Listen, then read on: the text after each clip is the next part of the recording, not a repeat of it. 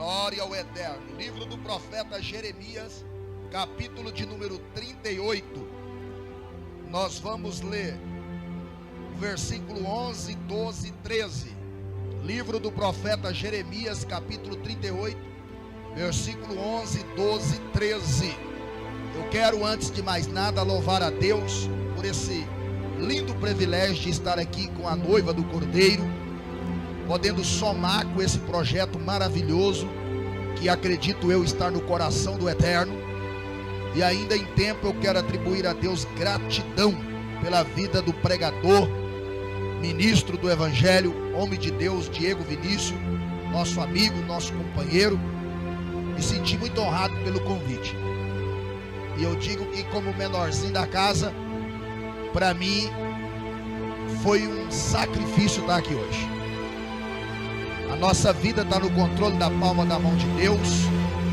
A gente faz projetos, mas quem traça o destino é Deus. E para mim estar aqui hoje, eu já tive que participar de uma primeira reunião. Ao terminar de ministrar aqui, eu tenho que ir para a terceira reunião. Até mesmo porque aqui é muito mais do que uma reunião, é culto prestado a Deus. Podemos ler a palavra do Eterno? Livro do profeta Jeremias, capítulo 38, versículo de número 11 a seguir. A palavra do Todo-Poderoso diz assim: E tomou Ebed-Meleque os homens consigo, e foi à casa do rei, por debaixo da tesouraria, e tomou dali uns trapos velhos e rotos, e roupas velhas em bocados, e desceu-os a Jeremias do calabouço por meio de cordas. E disse Ebed-Meleque, o etíope, a Jeremias: Põe agora estes trapos velhos e rotos, já apodrecidos, nas covas dos teus braços, por debaixo das cordas. E Jeremias o fez assim. E puxaram a Jeremias com as cordas e o tiraram do calabouço. E ficou Jeremias no átrio da guarda. Amém? Pode tomar o teu assento com toda a liberdade de glorificar, de exaltar e de louvar aquele que vive e que reina para todos sempre, igreja. Amados,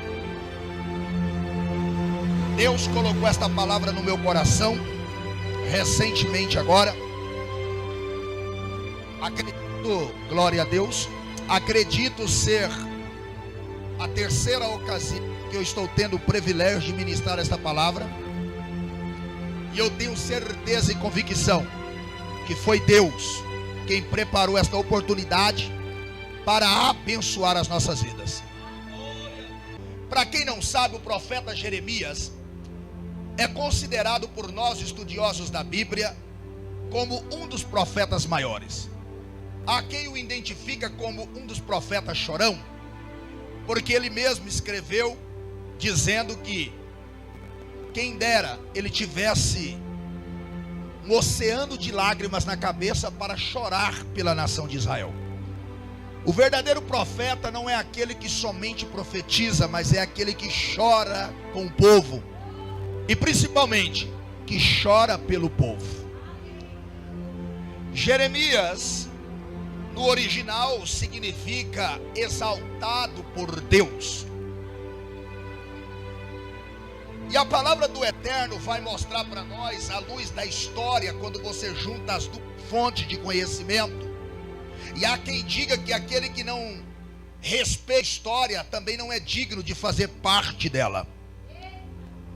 A palavra do Eterno, ela é rica, é poderosa, é viva. Mas histórias do Novo Testamento, principalmente do Evangelho de Cristo, inclusive os Evangelhos sinóticos, afirmaram categoricamente que, no quesito do mestre, o Rabi, Cristo Jesus, unigênito, e a palavra unigênito no original quer dizer único Filho de Deus. Aí alguém vai dizer: e nós? Por adoção, porque todos aqueles que aceitaram a Cristo como Senhor e como Salvador, ser-lhe-á dado, foi-nos dado o direito de sermos chamados também de filhos de Deus. Mas unigênito do Pai, quando esteve na terra por mais ou menos 3 anos e meio, realizou milagres extraordinários, fez proezas maravilhosas. E aqueles que caminharam com Cristo, inclusive, registraram dizendo que, se fosse para afirmar em escrito no cânon sagrado tudo quanto Cristo operou nesta terra, nem todos os livros do mundo seria possível. Tamanha a obra que Cristo realizou. Eu estava em um culto fúnebre ontem, quando uma missionária do meu lado sentada olhou para mim, me identificou e disse: o senhor é o pastor Wendel, o homem que passou pelo fogo? Eu falei: sim. Ela: prazer, eu te acompanho. E ela disse: pastor, estou elaborando um estudo acerca da quantidade de milagres que Jesus fez. O senhor sabe quantos milagres Jesus fez? Eu disse: eu não sei e ninguém sabe, porque a Bíblia diz que a quantidade nem em todos os livros seria possível a gente registrar o tanto de milagre que Cristo fez. Mas os que estão registrados, catalogados, estão para boa compreensão e para nos fazer entender que Ele é o único mediador entre o homem e Deus. E automaticamente, quando você observa o que está escrito, é necessário, para uma compreensão mais profunda, você acompanhar a história ou ter conhecimento de alguns documentários. Por exemplo, existem literaturas evangélicas.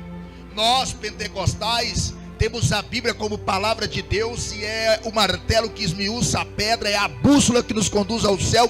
Mas nós também acompanhamos outros livros como fonte não de inspiração, mas fonte de orientação, de conhecimento. Quem nunca ouviu um pregador falar segundo Flávio Josefo, escritor da história dos Hebreus? Quem nunca ouviu alguém dizer segundo a história dos heróis da fé? Eu mesmo, em algumas mensagens minhas, recentemente numa mensagem que eu prego acerca, aleluia, acerca do avivamento e do poder da presença de Deus no culto, eu costumo dizer assim, algumas coisas que estão registradas no livro Pioneiro do Pai na Fé, Gurnaving, aonde ele escreve mais ou menos na página 70, dizendo que na igreja mãe, quando ele estava pastoreando lá no Belém do Pará, a Shekinah de Deus desceu, o Espírito invadiu o ambiente. E quando eu digo invadiu, num bom sentido, e não no sentido não no sentido negativo, quando eu digo que ele tomou o ambiente, aí ele vai dizendo assim: e o Espírito do Todo-Poderoso tomou o ambiente.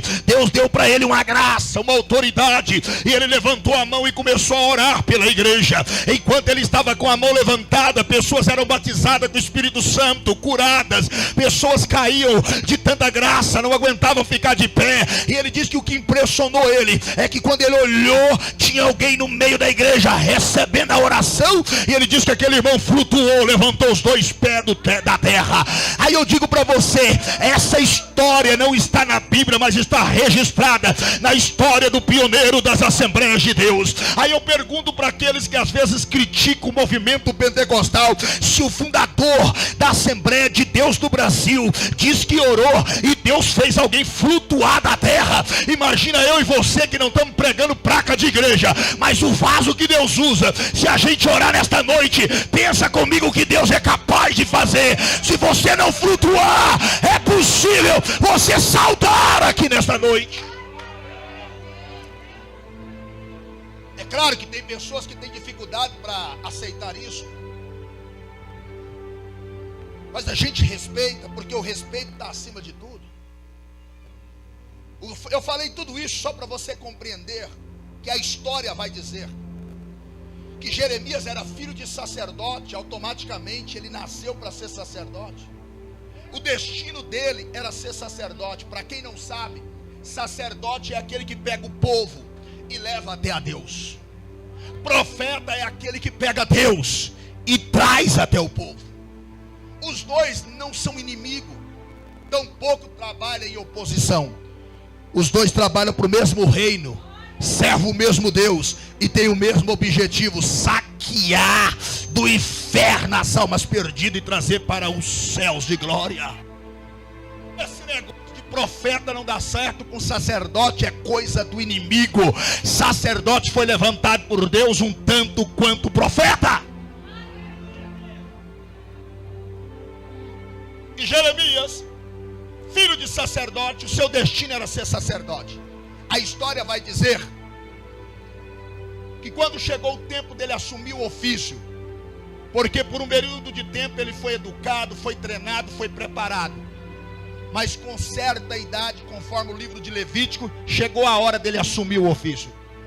Uma noite antes dele assumir o ofício, o Eterno aparece para ele em sonho ou em visão, como você queira entender. E no capítulo 1 vai nos trazer uma ilustração para você ter noção do que a história judaica diz.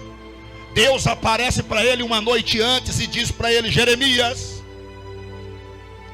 eu não te chamei para ser sacerdote. Desde o ventre da sua mãe eu te chamei para ser profeta.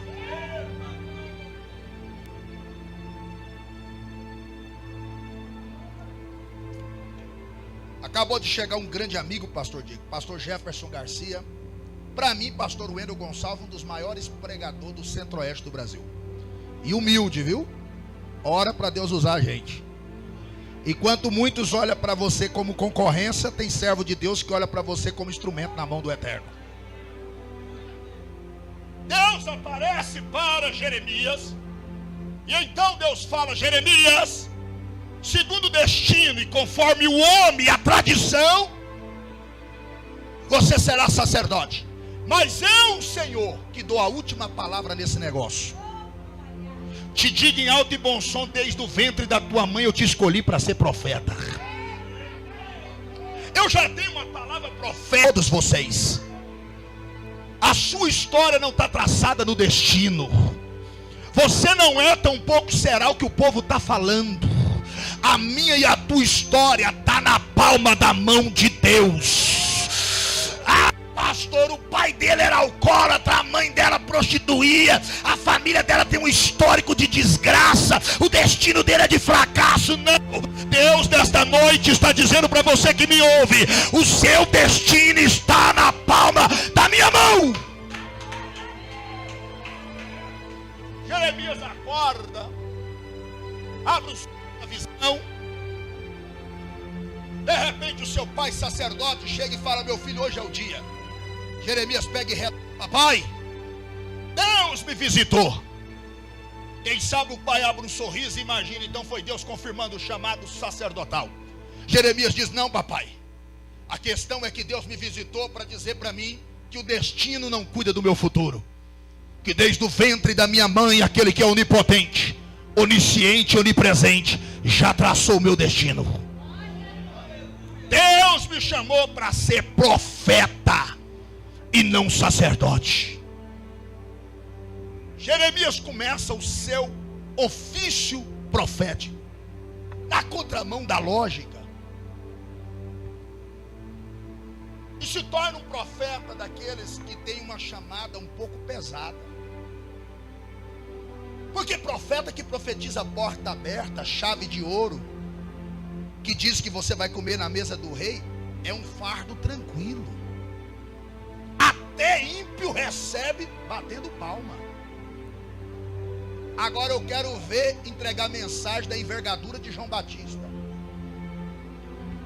filho do inimigo, raça de víbora. Quem te induziu a brincar de servir a Deus? É uma chamada pesada. Não é fácil. E por isso eu falei dos dois ofícios de um profeta, para depois ninguém dizer assim: pastor Wendel pregou contra quem profetiza porta aberta. De maneira nenhuma, eu também profetizo porta aberta. Basta Deus tocar no meu coração, desenrola o rolo e entrego tudo sem tirar uma vírgula. Mas e aí se ele profetizar que a porta fechou? A pergunta que fica: tu vai abaixar a cabeça, se entregar e dizer que Deus não é Deus? Está na hora da gente fazer igual a viúva, né? Eliseu falou: entra na sua casa e fecha a porta. Em outras palavras, Deus está mandando eu profetizar, é porta fechada. A viúva entrou em casa, olhou para os meninos e falou o quê? Trava tudo, não dá brecha para o diabo não, vamos dar espaço para Deus trabalhar. Não foi assim, pastor Jefferson? Ela dizendo assim, Deus vai fazer de porta fechada para mostrar para o inimigo que ele é Deus de porta aberta e de porta fechada. Aí o texto diz assim, olha que coisa linda, eu vou profetizar na tua vida. O texto diz assim, ó, ela pagou a dívida, ninguém tocou na família dela, e ainda sobrou com abundância de porta fechada. Pastor, não entendi, mas na hora que eu entregar agora tu vai receber, porque tu vai compreender. Deus está dizendo assim, 2020 ainda não acabou, de porta fechada ou de porta aberta, tu vai pagar tuas dívidas, ninguém vai tocar na tua família, e tu vai terminar o ano de cabeça erguida, cantando o hino da vitória. Oh glórias!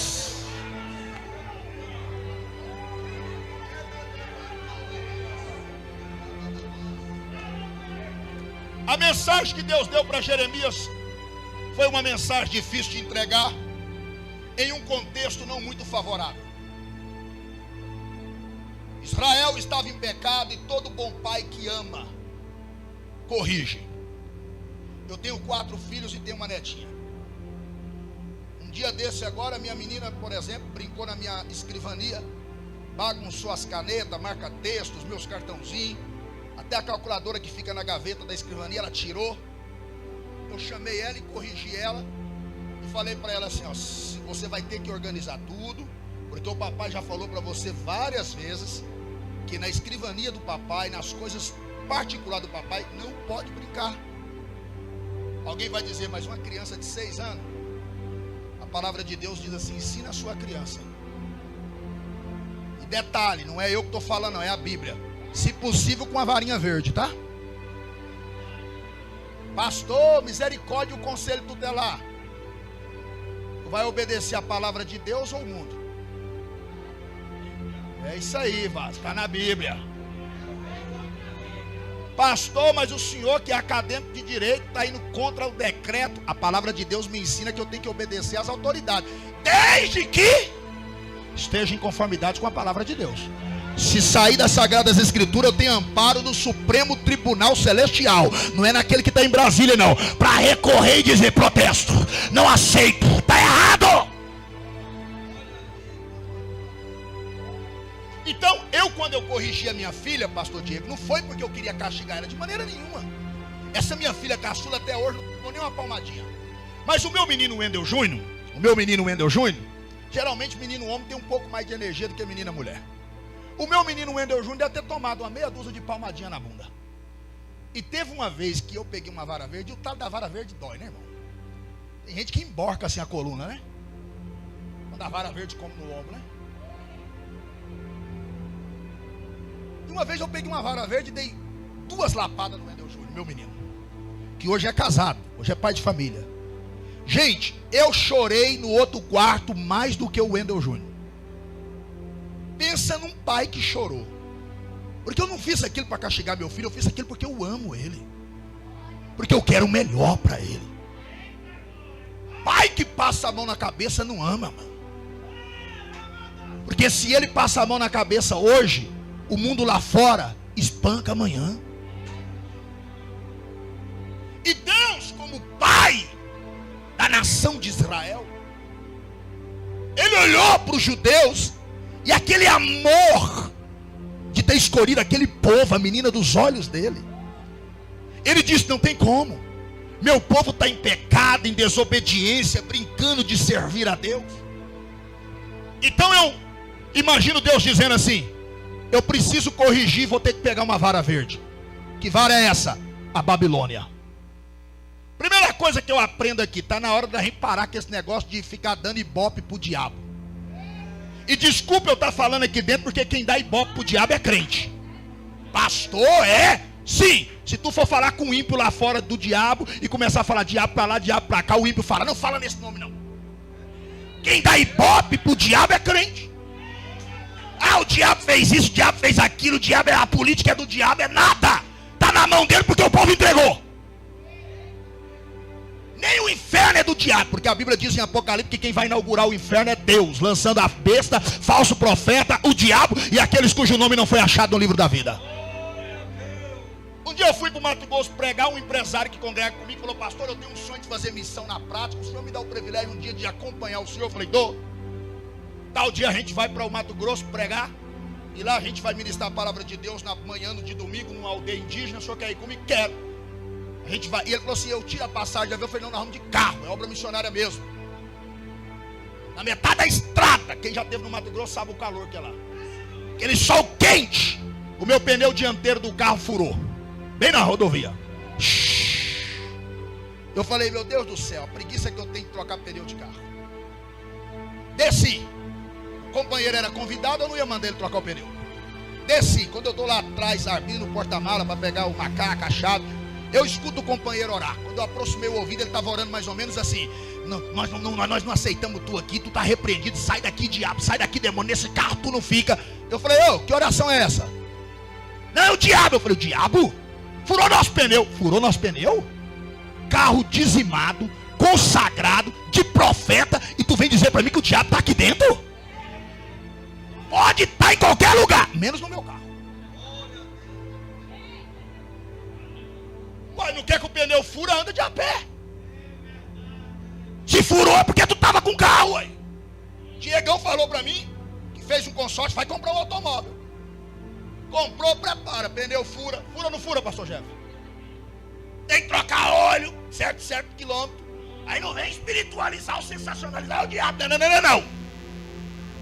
Quem levantou a Babilônia não foi o cão, não. Foi Deus. Eu sei que é difícil de entender, porque até o profeta Abacuque entrou em parafuso.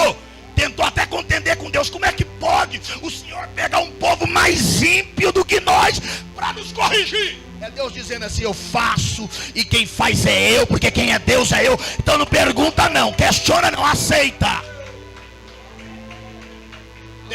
Tem um hino da letra do cantor Samuel Mariano, que é mais ou menos assim, ó: Deus complica, descomplica e explica porque complicou. Só o Deus dos crentes para fazer um mistério desse.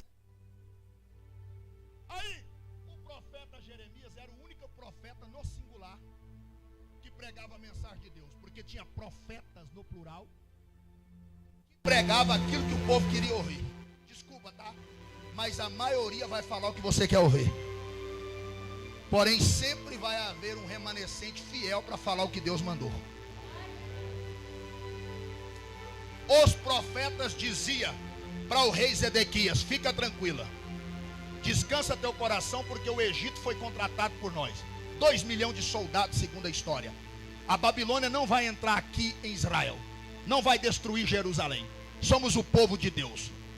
A pessoa brinca de servir a Deus, vive no pecado, mas quando a chapa esquenta, ele fala: eu sou crente. Alguém chegou e falou: para de profetizar isso, Jeremias. Falou: não tem como eu parar, o rolo é grande, ainda vou terminar. Se nós submetermos, vai ser desse jeito. Se a gente aceitar a correção de Deus, é desse jeito. Porque Deus também falou para mim que se nós não aceitarmos a correção, a gente não vai ser só levado escravo, não. A Babilônia vai destruir os muros, destruir as praças, levarem nossas esposas para serem meretrizes, nossos filhos para serem escravos, e o rei Zedequias vai perfurar os seus olhos e ele vai ficar cego. Como é que prega uma mensagem dessa? Todo mundo pregando coisa boa e você vem com uma sentença dessa.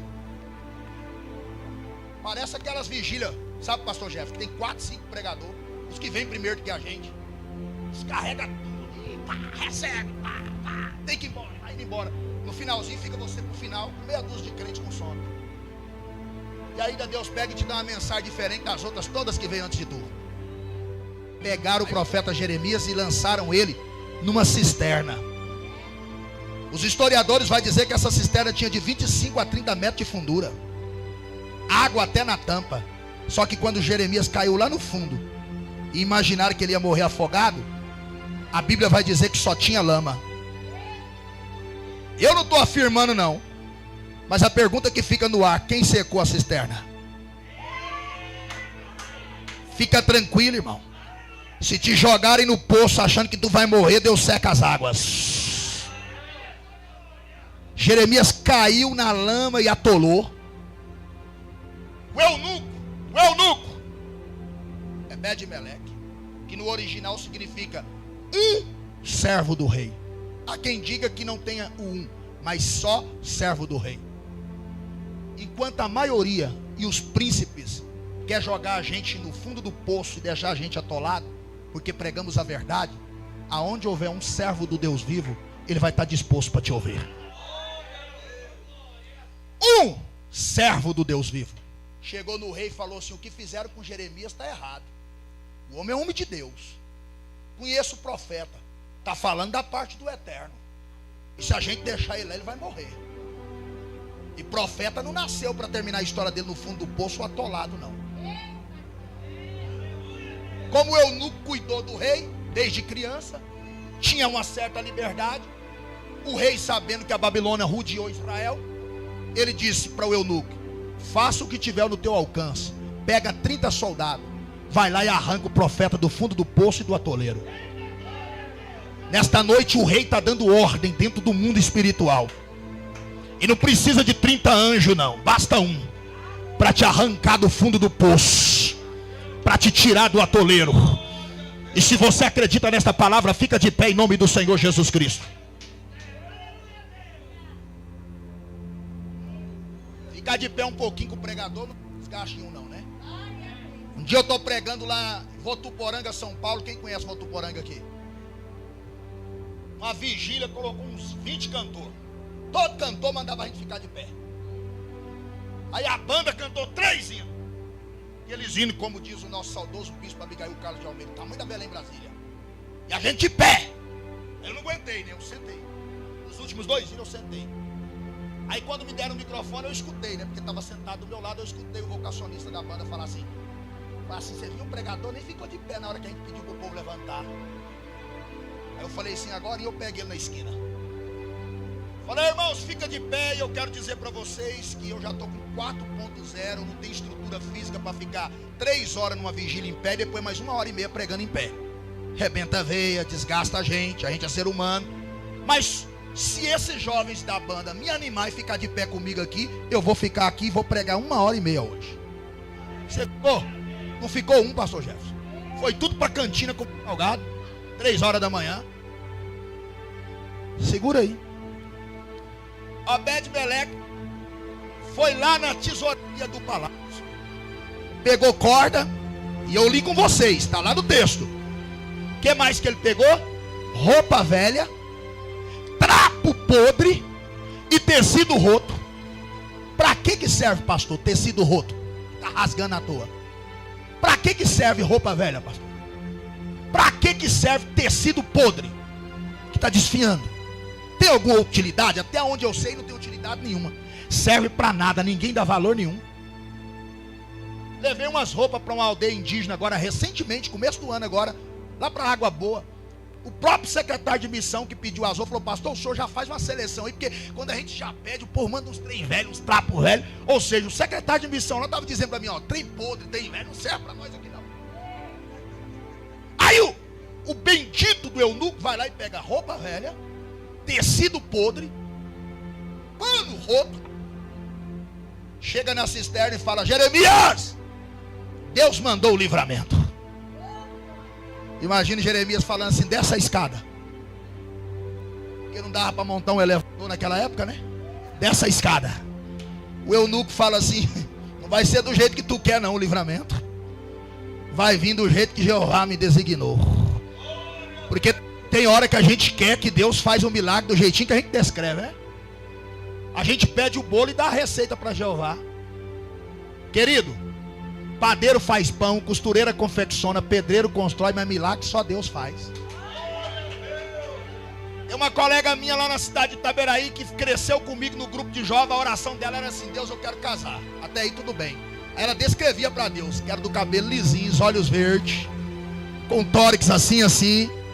Em Itaberaí tu vê com quem que ela casou.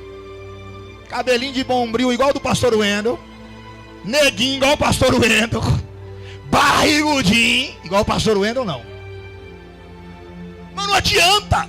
O povo falou assim: ó, pastores, Jeová, a gente está cansado de pão, a gente quer comer carne, manda carne. Jeová falou assim: vou mandar uma galinhada, codorna. Olha aqui para mim. O senhor sabe que codorna é uma ave. Codorna dá onde? No mato ou na água? Na água dá é peixe, não é? Imagina você com uma vara pescando aqui no lago ou no mar, aí de repente você fisca uma codorna. A gente não assusta? Vê uma codorna sair da água, olha aqui para mim. O povo pediu e Deus falou que vou mandar codorna. Tá lá no deserto e o mar. Tem um oásis ali. O que você imagina? Não, a codorna vai vir do deserto ou desse oásis. Aí o povo está aqui, Deus pode mandar, vai vindo aqui. Porque o povo quer dar a receita para Jeová, quer ensinar Deus a fazer um milagre. Manda assim, Deus, vai ser. Eu já escutei gente demais falar, pastor, fulano podia me ajudar, fulano tem condição, se ele quiser. A questão não é ele quiser, a questão é Deus. Quando Deus quer, Deus pega menino. O povo está aqui, ó, codorna vai vir do deserto, vai vir da terra seca. Aí a Bíblia diz o quê? Deus soprou um vento, criou um redemoinho no mar, e codorna saiu de lá e foi parar no arraial. Irmão, explica para mim como é que codorna sai do mar. Milagre não se explica. Eu quero ver explicar alguém andar sobre as águas sem usar prancha, sem ser surfista. Milagre não se explica. Milagre a gente recebe e glorifica. Ebed-Meleque falou assim, ó, escada não, o livramento vai vir, mas é com pano velho, roupa podre, tecido roto. Imagina, Jeremias, eu tô no fundo do poço, atolado, e tu vem com pano velho nessa noite, com roupa podre, com tecido roto. E o mais lindo da história, Ebed-Meleque fala para ele, coloca debaixo das axilas. Em outras palavras, pode ser velho, pode estar podre, pode estar roto, mas não é para ignorar não, é para pôr debaixo do braço e abraçar o negócio. Quem é espiritual está entendendo o negócio aqui. Tem muita gente, pastor Diego, que olha para alguém e vê ele como um tecido velho, como uma roupa podre, não tem utilidade nenhuma não, e vai ignorando, e nem imagina que é da onde você menos espera que o milagre vem. 5 anos e 4 meses atrás eu me acidentei e queimei 92% do corpo. Para quem não sabe, para medicina, quem queima mais de 90% do corpo não tem 1% de chance de vida. Estou lá na minha casa deitado num colchão d'água. Já era pregador e com respeito, já tinha destaque no mundo gospel. Cansei de tirar foto em porta de igreja, dar autógrafo para os outros. Já tinha quase 50 mil seguidores na época nas minhas redes sociais. Estou lá na minha casa num colchão d'água, aluguel atrasado, geladeira vazia, porque só o meu tratamento eu gastei em 3 meses mais de 138 mil reais. Agora um pregador que vive pela fé gastar 138 mil reais, tirou dinheiro da onde? Tá vendo aquele homem ali? Levanta a mão, pastor Jefferson Garcia.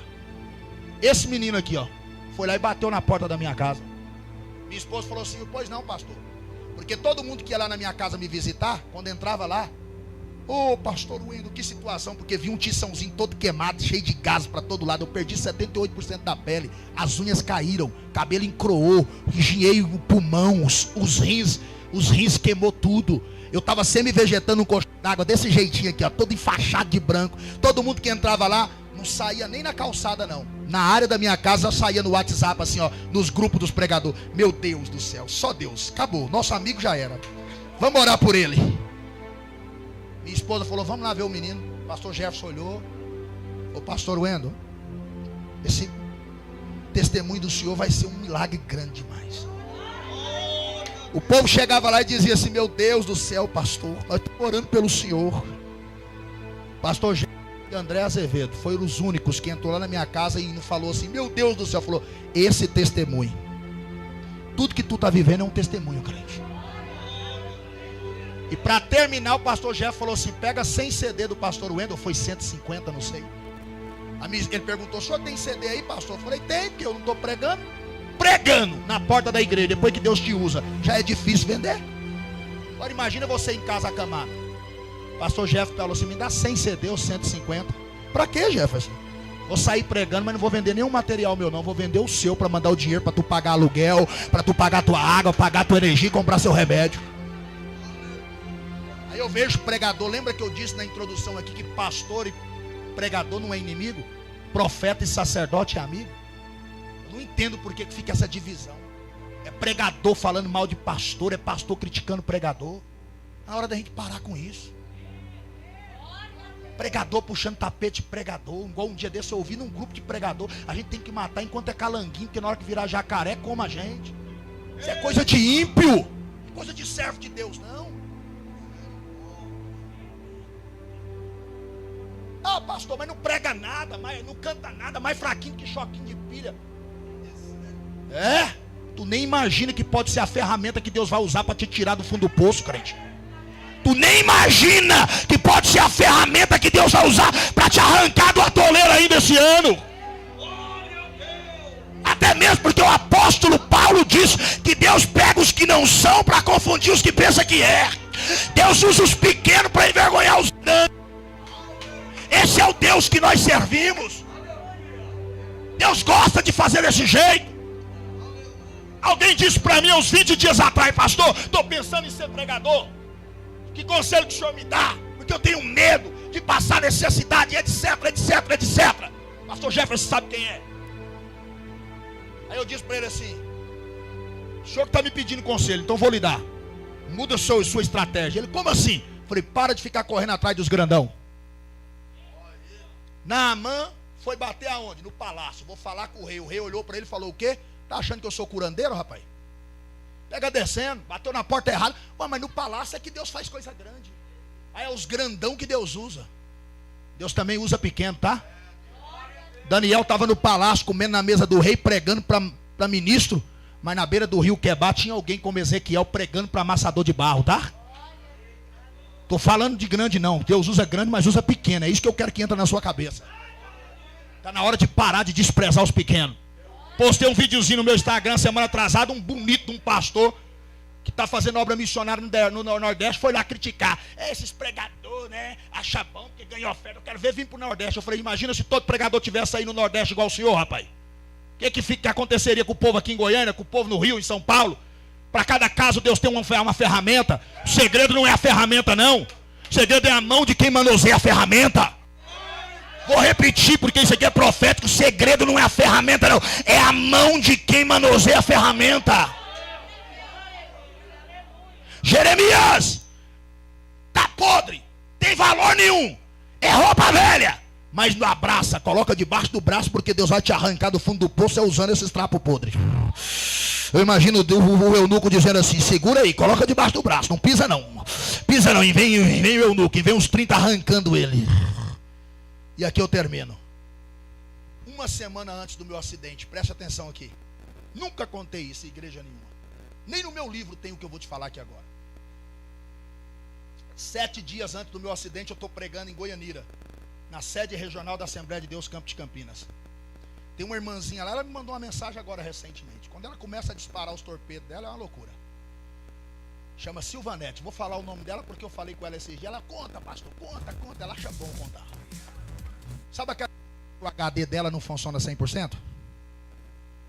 Sabe aquela irmãzinha na igreja que todo mundo despreza? Eu estou lá na porta, pastor Jeff, vendendo o meu CDzinho. Na época eu vendia CD. E vem a irmã Silvanete, chega perto de mim: pastor, Jesus é bom. Eu: é bom. Ela olhou de novo: Jesus é bom. Eu falei: é bom. Aí ela: Jesus é bom, né, pastor? Eu falei: é, já falei, irmã Silvanete. Aí eu falei: irmã Silvanete, dá licencinha aí, porque o pessoal vai comprar o material aqui. Eu tenho que vender, né, que eu tenho que levar o leite para casa. Aí ela encostou. Aí a irmã da cantina, eu estava vendendo quase em frente à cantina. A irmã falou: irmã Silvanete, não atrapalha o pregador não. Passou um outro irmão, um fortão, falou: irmã Silvanete, você já está perturbando o homem de Deus aí? Por quê? Porque o HD dela não funciona, todo mundo despreza ela, ninguém dá a mínima para ela. Aí eu falei para as irmãs da cantina: não, ela não está atrapalhando não. Aí doidinho que ela pega descendo, né? Porque estava atrapalhando. Aí ela olhou de novo: pastor, mas que mensagem, hein? Eu amei, irmã Silvanete. Pastor, mas Deus te usou, hein? Eu amei, irmã Silvanete. E aí ela soltou os torpedos dela. Eu falei: irmã Silvanete, vamos fazer o seguinte, passa pro lado de cá que eu estou atendendo os irmãos, vendendo o meu CD. Fica aqui comigo, bom que a senhora me ajuda. Aí ela deu aquele glória: glória, eu vou ajudar o homem de Deus. Eu falei: rapaz, agora eu acertei na veia. Aí ela pegou meu CD, não ficou lá atrás na banca comigo, não, ela saiu. Os irmãos iam saindo, ela: não vai embora não, vai levar o CD do cantor, do pregador, é para levar, abençoa ele. Aí eu: não tenho dinheiro, não, pega emprestado. Ela largava o CD e saía. A pessoa ficava sem graça, tinha que arrumar o dinheiro emprestado e ela pagava para a banca. Resumindo, eu levei 20 CD, vendi tudo. Se eu te levasse lá 40, eu tinha vendido os 40. Aí eu agradeci a irmãzinha. Falei: irmã Silvanete, quero te agradecer. Aí o porteiro falou: irmã Silvanete, não atrapalha o homem, não faz hora que a senhora está perturbando o homem aí. Vou falar pro pastor. Aí ela disse, não, só tem uma mensagem para ele. Eu falei, como é que era? Eu tenho uma mensagem de Deus para ti. Eu falei, mas logo essa maluquinha. Ela falou, estende a mão aí. Aí eu estendi uma só. Sabe quando você não dá muito moral para a pessoa? Eu falei, vai, mas eu tenho que ir embora. Eram as duas. Eu falei, mas é valente, né? Ela disse assim, assim diz o Senhor, por esses dias Deus lhe dará um grande livramento, e nunca mais o seu ministério será o mesmo. Irmão, para mim, entrou no ouvido e saiu no outro, porque era uma doidinha que estava falando. Trocando em miúdo é que a gente ora. Era um trapo velho, roupa rota, tecido podre. Quem vai dar moral para esse tipo de crente, irmão? 7 dias depois, na quarta-feira da outra semana, eu me envolvo num acidente doméstico, queimo 92% do corpo. E os irmãos sabem que o SBT fez uma matéria comigo, primeiro homem na história a queimar mais de 90% do corpo e está de pé com a vida ativa, sem a medicina saber explicar. Mas esqueceram que uma semana antes, uma roupa usada, um trapo velho, um tecido podre, foi a ferramenta que Deus usou para dizer, por esses dias eu estou te dando um livramento. Eu sei que nós não podemos pegar na mão, mas eu quero que fique gravado na tábua do teu coração. Despreza não, crente. Tu nem imagina que é dele que Deus pode te dar um grande livramento. Fecha os teus olhos, por favor.